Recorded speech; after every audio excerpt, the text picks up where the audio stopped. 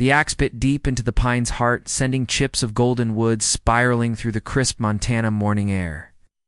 Thomas McKenna wiped the sweat from his weathered brow, his calloused hands gripping the worn handle as he surveyed the towering trees that had been his only companions for the past 15 years. Before we begin, we'd like to ask you to tell us your name and the city you're watching from. We love getting to know our audience. Also, please don't forget to give this video a like, share it with others, and subscribe to our channel. That way, we can keep bringing you more stories like this one. At 42, he had grown accustomed to the symphony of silence, the whisper of wind through branches, the distant call of hawks, the rhythmic thud of his axe marking time in a world that seemed to have forgotten him. The trading post sat 3 miles down the mountain, a weathered collection of buildings where miners, trappers, and the occasional drifter gathered to exchange goods and gossip. Thomas rarely ventured there, preferring the honest work of timber to the complicated negotiations of human interaction.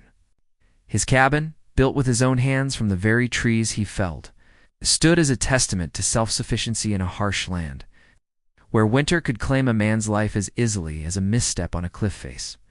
But today felt different. The October air carried an unusual tension, and even the birds seemed restless in their perches. Thomas had learned to trust these instincts during his years in the wilderness. Something was shifting in the delicate balance of his carefully ordered world. As the sun reached its peak, casting sharp shadows across the forest floor, carpeted with fallen leaves, Thomas heard the unmistakable sound of horses approaching through the underbrush. He set down his axe and walked to the edge of his clearing, squinting against the dappled sunlight filtering through the canopy. 3 riders emerged from the tree line, to white men in dusty clothes and wide-brimmed hats, flanking a slight figure on horseback. The older of the 2 men, his face marked by years of sun and hard living, raised his hand in greeting. "You, McKenna?" he called out, his voice carrying the rough edge of someone accustomed to shouting over wind and distance. Thomas nodded, his pale blue eyes taking in the scene before him. The 3rd rider was a young Apache woman, perhaps 19 or 20, her dark hair braided down her back. She sat perfectly still in the saddle, her hands resting on the horn. But Thomas could see the slight tremor in her shoulders, and the way she held herself protective, defensive, like a wounded animal expecting another blow. "Name's Dutch Hensley," the older man continued, dismounting with the stiff movements of someone who had spent too many hours in the saddle. "This here's my partner, Red Carson. We heard tell you might be interested in ... domestic help." Thomas frowned, his gaze shifting between the men and the young woman. "I manage fine on my own," Dutch laughed, a sound devoid of humor. "This little Apache gal's got herself in a family way, if you catch my meaning. Her own mother sold her to us for 2 bottles of whiskey and a bag of flour. Can't say I blame the old squaw winter's coming, and extra mouths to feed don't survive long in the territories." The words hit Thomas like a physical blow. He looked again at the young woman, noticing now the subtle roundness beneath her worn cotton dress, the way she unconsciously placed a protective hand over her belly. Her dark eyes met his. For just a moment, a flash of fear, pride, and something else he couldn't quite identify before she looked away. "She don't speak much English," Red Carson added, spitting tobacco juice into the dirt. "But she's healthy, strong. It's good for cooking, cleaning, that sort of thing. We're asking $50, but for a man living alone like yourself..." He let the implication hang in the air. Thomas felt a familiar anger rising in his chest. The same fury that had driven him from civilization all those years ago. The casual way these men spoke about another human being. The matter-of-fact discussion of buying and selling a pregnant woman, it stirred memories he had tried hard to bury. "I'm not interested," he said firmly. Dutch's expression hardened. "Look, McKenna, we rode a long way to get here. This girl's got nowhere else to go. We can't keep her through winter, and if we take her back to the reservation... ... double quotes," he shrugged. "Well, let's just say her prospects ain't too good." Thomas looked again at the young woman. She had raised her head slightly, and he could see the intelligence in her dark eyes, the quiet dignity she maintained despite her circumstances. Something in her expression reminded him of the wild creatures he sometimes found injured in his traps, hurt but not broken. waiting to see if the next human contact would bring kindness or cruelty. $35, Dutch said, sensing hesitation. That's our final offer. Take it or leave it. The forest seemed to hold its breath. Thomas could hear his own heartbeat, the distant cry of a hawk circling overhead, the soft nickering of the horses. Of the long winter months ahead, with only his own thoughts for company. But more than that, he thought of the fear in the young woman's eyes, and the protective way she held her unborn child. "I'll take her," he said quietly. The transaction was completed with brutal efficiency. Dutch counted the money twice while Red helped the young woman down from her horse.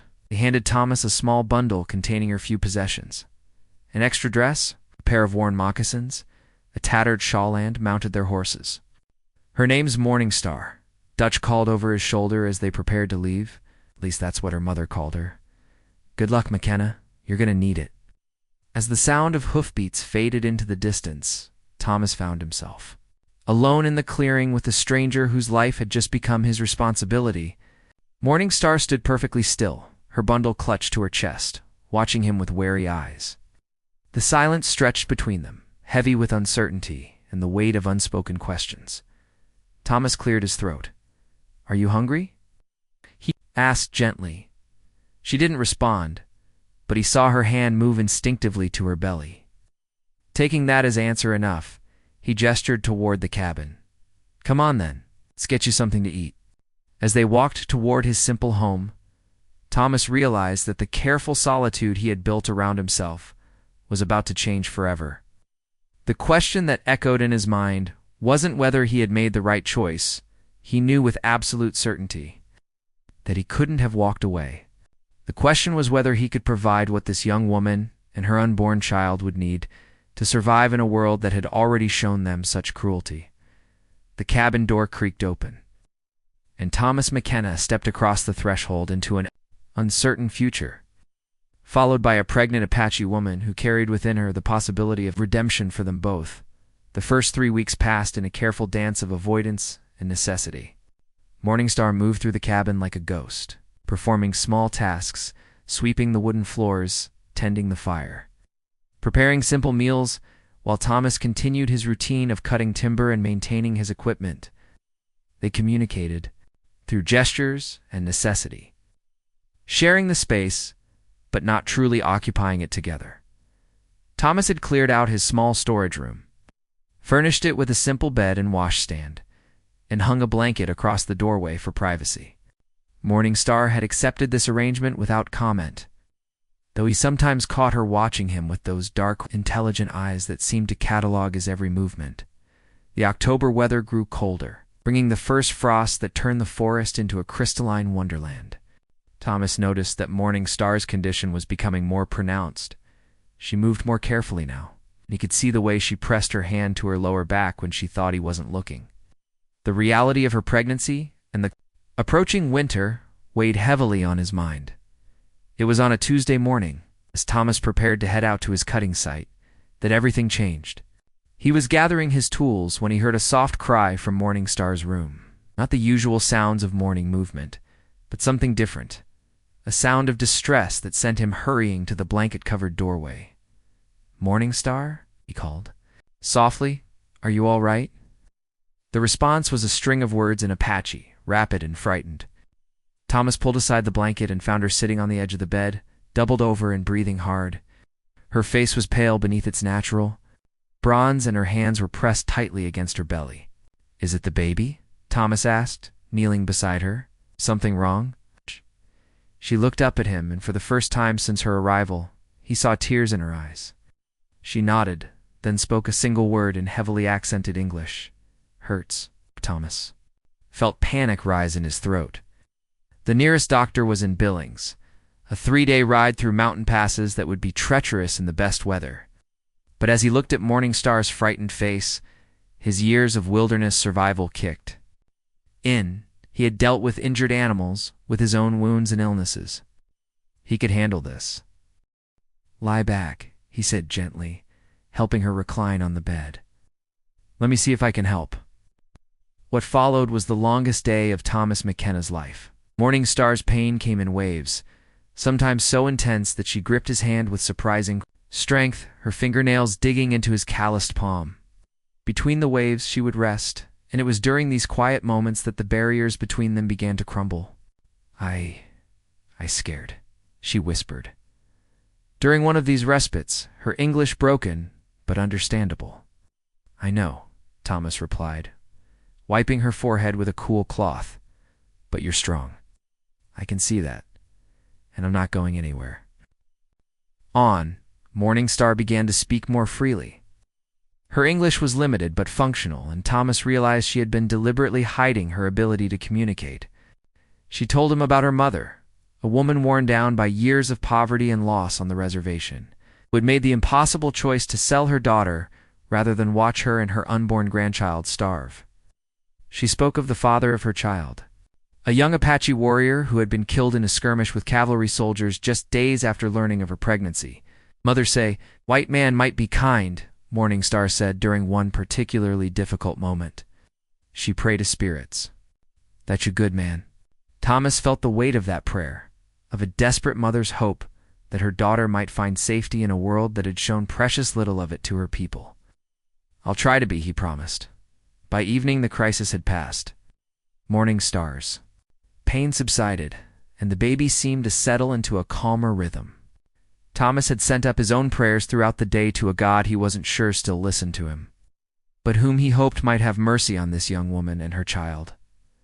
That night, as they sat by the fire sharing a simple meal of venison stew and cornbread, Morningstar looked at him with something approaching trust in her eyes. "You have a woman before?" she asked quietly. Thomas shook his head. "No, never found the right one, I suppose. And then I came out here and ... he gestured vaguely at the wilderness around them. "Why you help me?" The question was direct, honest, and deserved an equally honest answer. Thomas stared into the fire, watching the flames dance across the hewn logs. "My brother had a wife," he said slowly. "Emma. She was the kindest person I ever knew. When she was carrying their first child, there were complications.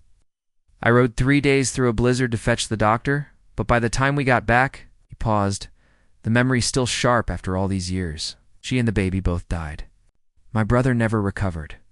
Started drinking, lost the farm, died in a barroom fight 2 years later." Morningstar listened in silence, her hands folded over her growing belly. "I came out here because I couldn't stand watching life slip away like that anymore," Thomas continued. "But when I saw you today, scared and in pain, ... I couldn't let that happen again. Not if I could help it." They sat in comfortable silence for a while, the fire crackling between them. Finally, Morningstar spoke. "My name not Morningstar," she said quietly. "Men who bring me, they give that name because they think it's sound." "What word ... exotic? My real name, Ayana. It mean eternal blossom in my language." Ayana, Thomas repeated, testing the unfamiliar syllables. "That's beautiful." She smiled for the first time since her arrival, a small, tentative expression that transformed her entire face. "You say it good? Most white people, they cannot." Would you prefer I call you Ayana?" She nodded. "Yes, is who I am." As they prepared for bed that night, Thomas felt something had fundamentally shifted between them. Distance they had maintained was still there, but underneath it was something else, a recognition, perhaps, that they were no longer strangers sharing a space out of necessity. They were two people who had chosen to trust each other, however tentatively. In a world that had given them little reason to trust anyone, Thomas lay in his bed listening to the familiar sounds of the forest at night. But his thoughts were on the young woman sleeping in the next room. For the first time in years, his cabin didn't feel empty. It felt like the beginning of something he had never dared to hope for, a family. Born not of blood or romance, but of mutual need and the simple human desire to protect what was precious and fragile in an often cruel world. November brought the first serious snowfall, blanketing the forest in pristine white and transforming Thomas's world into a winter wonderland. With the timber-cutting season ending, he found himself spending more time around the cabin, and the proximity forced him and Ayana to navigate the delicate process of truly living together. Rather than merely coexisting, The change began with small things. Ayana, now 6 months pregnant and moving with the careful grace of a woman carrying precious cargo, began to assert herself more in the running of the household. She rearranged the kitchen to better suit her height and reach, hung her few personal belongings, a beaded pouch, small carved wooden figure that Thomas assumed held spiritual significance, in spaces that made the cabin feel less like a bachelor's refuge and more like a home. Thomas, for his part, found himself making accommodations he had never considered necessary. He built a more comfortable chair with better back support for Ayana's growing discomfort. He installed additional shelving at a height she could reach easily. Most importantly, he began to really listen when she spoke, learning not just her words but the inflections and pauses that revealed her thoughts. Their conversations, conducted in a mixture of Ayana's improving English and the handful of Apache words Thomas was slowly learning, revealed the depth of her intelligence and the scope of her losses. She had been educated at a mission school until the age of 16, which explained her functional English and her ability to read and write. She spoke of traditional Apache customs with the authority of someone who had lived them, but also with the sadness of someone who knew many of those traditions were disappearing. Under the pressure of an encroaching white world, my grandmother, "She'll teach me about plants," Ayana said one snowy afternoon as she worked on mending one of Thomas's shirts. "Which ones heal? Which ones help with woman troubles? Which ones help baby grow strong?" "But reservation doctor, he say those things. Superstition. Say only white medicine is real medicine." Thomas looked up from the harness he was repairing. "What do you think?" Yana's needle paused in its rhythm. "I think wisdom can come from many places. My grandmother lived 92 years, birthed 12 children, helped deliver maybe 100 more. She'll know things book learning never teach. Would you? Would you be willing to teach me? About the plants, I mean? It might be useful to know, especially with the baby coming." The offer seemed to surprise her. She studied his face carefully, as if trying to determine whether his interest was genuine or merely polite. "You really want to learn?" "I do, and not just because it might be practical, because it's part of who you are, and he struggled for the right words. "I want to understand who you are." The smile that spread across Ayana's face was radiant. "Yes, I teach you. When spring comes, I show you everything grandmother showed me." As December arrived with howling winds and snow that reached the cabin windows, their relationship deepened in ways that surprised them both. Thomas found himself sharing stories from his own past, his childhood on a small farm in Ohio, his years working in lumber camps before striking out on his own, the loneliness that had driven him deeper and deeper into the wilderness. Ayana spoke of her life before the pregnancy, of dreams interrupted, and a future that had seemed certain until tragedy struck. "I was to marry Joseph Running Bear in spring ceremony," she said one evening as they sat by the fire, her hands working on a pair of tiny moccasins with intricate beadwork. "We plan everything where we live, how many children we want, what we teach them about being Apache and changing world. Then soldiers come to hunting camp, say my people steal cattle." Right, Joseph. "Try to explain, but soldier captain, he young and scared and—" She paused, her needle stilling. Joseph never get chance to explain. Thomas reached across the space between their chairs and gently covered her hand with his. "I'm sorry. That should never have happened. You not responsible for what other white men do," Ayana said softly, "just like I. Not responsible for what some Apache do when they angry and hurting. We are who we choose to be, yes?" "Yes," Thomas agreed, thinking of how simple and yet how profound that truth was. The baby's first strong kick came on Christmas Eve, as Ayana and Thomas sat sharing a meal of rabbit stew and biscuits. She gasped and pressed both hands to her belly, her eyes widening with wonder. "The baby," she whispered. He very strong." "May I?" Thomas asked, gesturing toward her belly. Hana nodded, and Thomas gently placed his large, calloused hand against the swell of her pregnancy. After a moment, he felt it a firm push against his palm that seemed to say, "I'm here, I'm real, I'm real, I'm Coming soon. Hello there, little one, Thomas said softly, and was rewarded with another vigorous kick. Ayanna laughed, a sound of pure joy that Thomas had never heard from her before. He knows your voice already. That a good sign? Grandmother always say, you can tell boy babies by how they move. Girls, they more. What word? ... Polite. Boys, they want to run and fight even before they born. Thomas kept his hand on her belly, marveling at the life stirring beneath. His palm? What will you name him? Ayanna was quiet for a long moment. In my people's way, names come after baby is born, when you see who they are. But I think maybe this child need both kinds of names. Apache name for who he is inside, English name for world he must live in, and for the father's name. The question hung in the air between them. Thomas hadn't meant to ask it, though. Words had simply escaped him, but now that they were spoken, he couldn't take them back. Ayanna looked at him with those dark, searching eyes.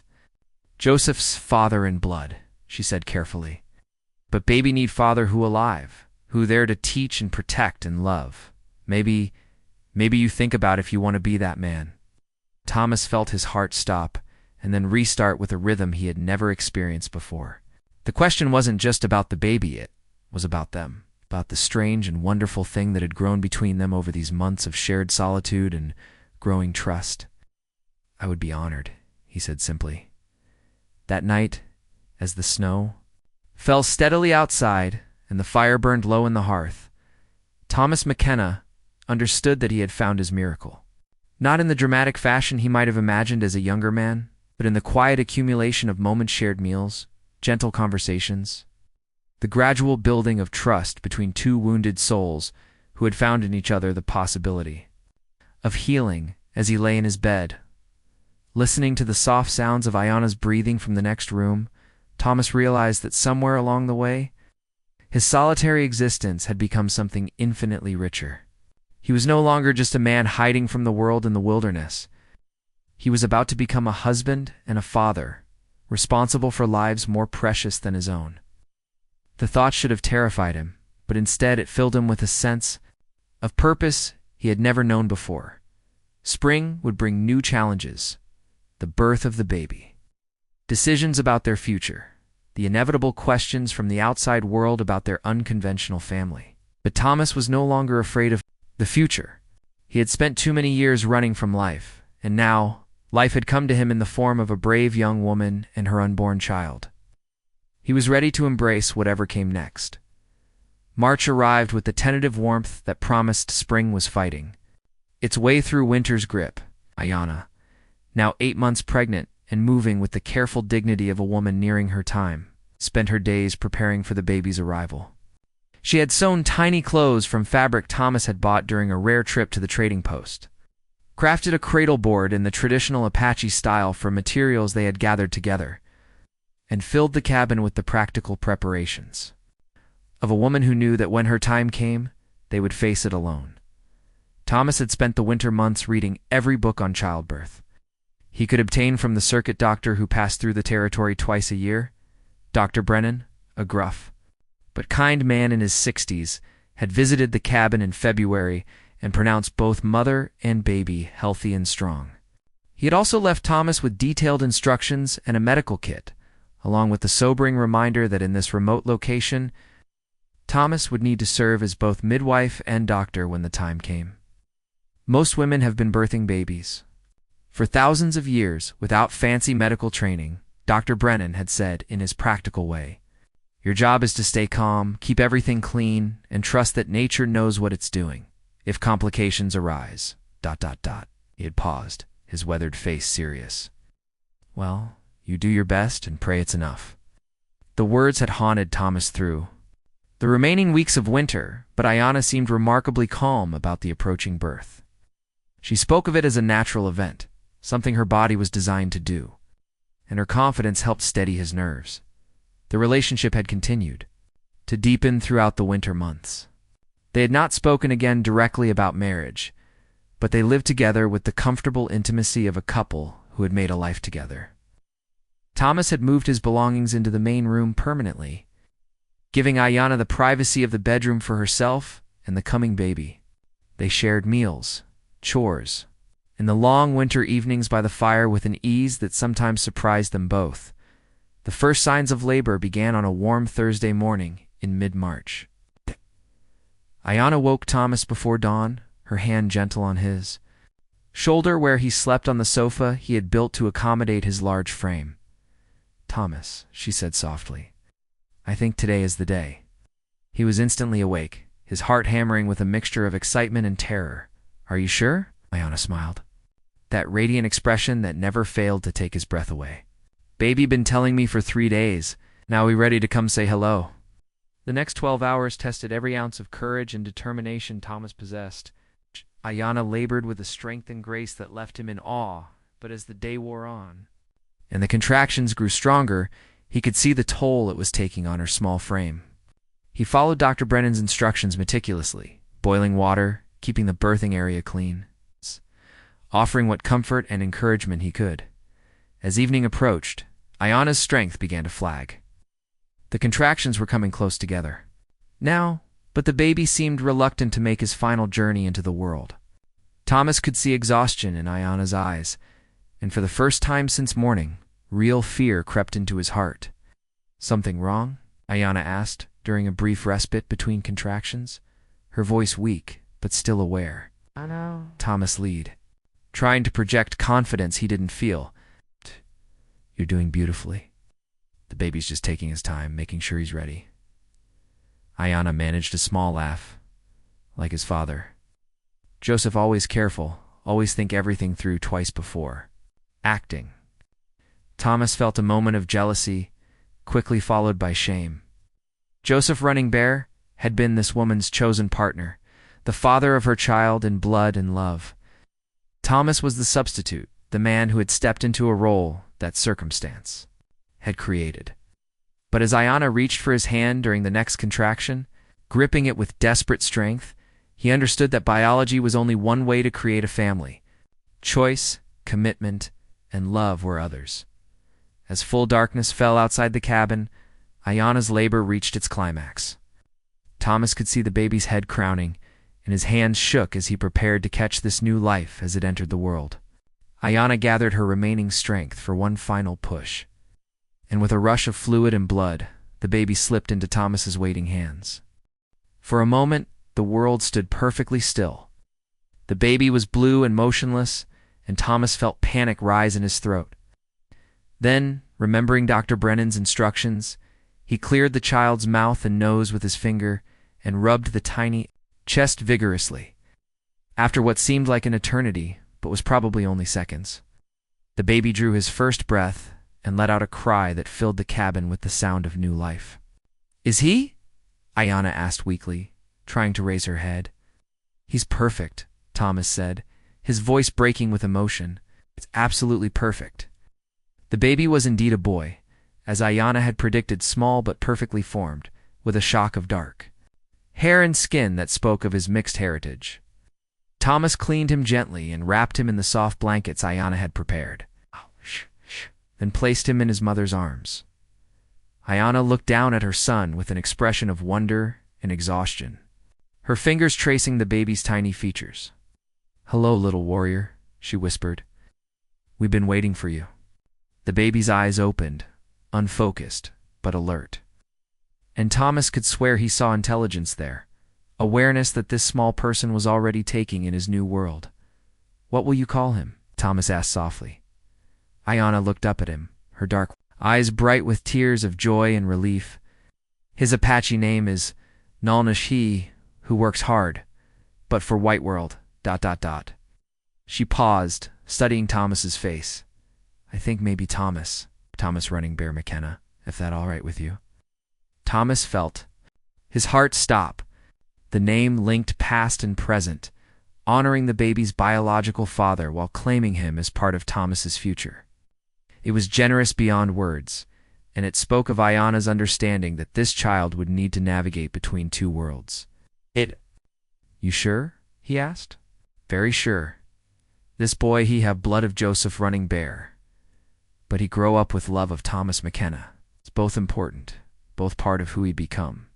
As the night deepened and mother and baby rested, Thomas sat by the fire thinking about the extraordinary journey that had brought them all to this moment. Less than 6 months ago, he had been a solitary man, living at the edge of civilization, content with his isolation and convinced that life held no more surprises for him. Now he was the father of a newborn son and the partner of a remarkable woman who had taught him that love could grow in the most unexpected circumstances.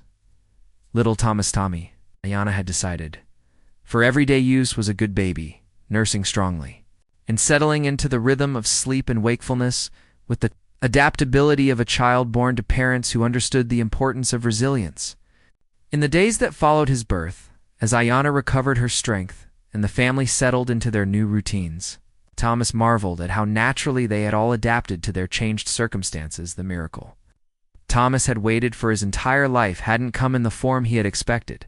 He had imagined love as something dramatic and overwhelming, a force that would sweep him off his feet and transform him overnight. Instead, it had arrived quietly, grown gradually, and revealed itself in moments of simple trust and shared purpose. He loved Ayanna not with the desperate passion of youth, but with the steady devotion of a man who understood the value of what he had been given. He loved Tommy with a fierce protectiveness that surprised him in its intensity, this child who shared none of his blood but all of his hopes for the future. As spring progressed and the forest came alive around them, Thomas McKenna understood that his life had found its true purpose. He was no longer a man running from his past or hiding from his future. He was a husband and father, protector of a small family that had been forged not by conventional means, but by the deeper bonds of choice and commitment. In the quiet moments of evening, as Ayanna nursed their son by the firelight and made plans for the future they would build together, Thomas knew that he had indeed found his miracle not in grand gestures or dramatic revelations, but in the simple, profound act of opening his heart to love when it arrived wearing an unexpected face. The wilderness that had once been his refuge had become the foundation of something much more valuable at home, where love could grow strong enough to weather any storm that might come their way.